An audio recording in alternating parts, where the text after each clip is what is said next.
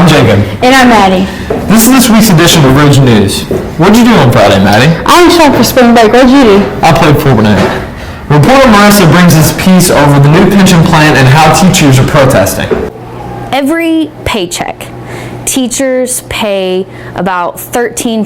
I think it's like 12.85 or 12.8 something percent of their paycheck into a pension. So that's basically like a giant savings account that all the teachers pay into, so that when we retire, we can have that money to live off of, because we don't get Social Security. So normally, like if you worked at an office building and you were, in the business or something, you ran a business, you pay into Social Security and you get some kind of retirement, and then when you retire, you can live off that Social Security. Teachers don't pay into that, so we don't get any of it. So we depend on our pension, which is basically a giant savings account.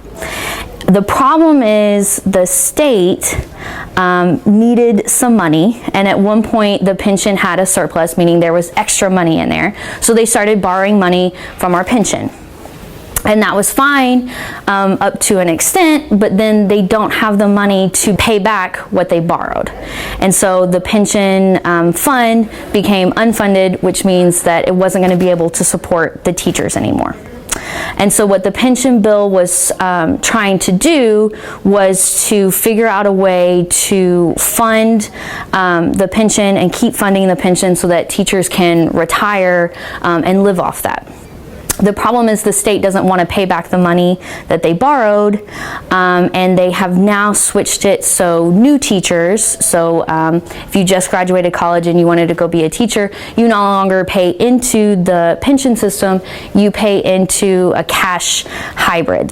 And for some people, that's not a solid enough retirement future for them. They want a little more promise. They need a little more money. And so the issue is there won't be any new teachers paying into that pension system. So like me, who's already living or paying into the pension system, and that's going to be my retirement, because current teachers will still be in that pension system, there's not going to be any more money going into it. So there's a pretty big chance that when a bunch of people start to retire, the money is going to run out, and so teachers like me, who are kind of newer but hired before 2019, we probably won't have very much retirement left. But really what we're worried about is the new teachers, because a lot of teachers or people who are considering being teachers, the reason they want to is because there's a solid retirement and it's steady and it's promised, and now it won't be. And so there's a loss of incentive for people to become teachers because they won't have that guaranteed retirement anymore. What I would like to say to Matt Bevin, I would like to ask him to consider his words a little more carefully.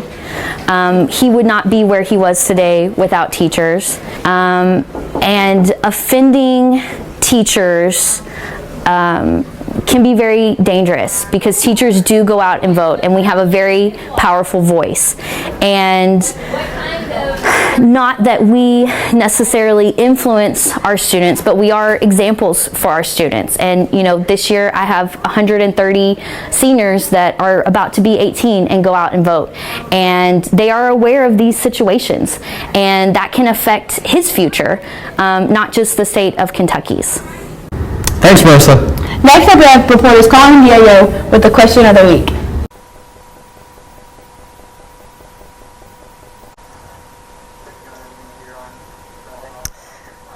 I hope so, but I'll see what happens. I don't like missing school, but, I don't know. I'm going to see what happens. We'll see what goes. Okay, is that okay?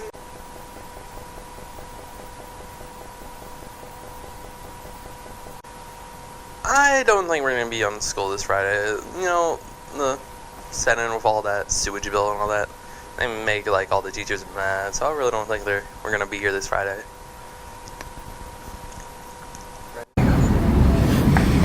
Thanks, Colin and Diego. For the next piece, we have our weekly game, Name That Staff Member.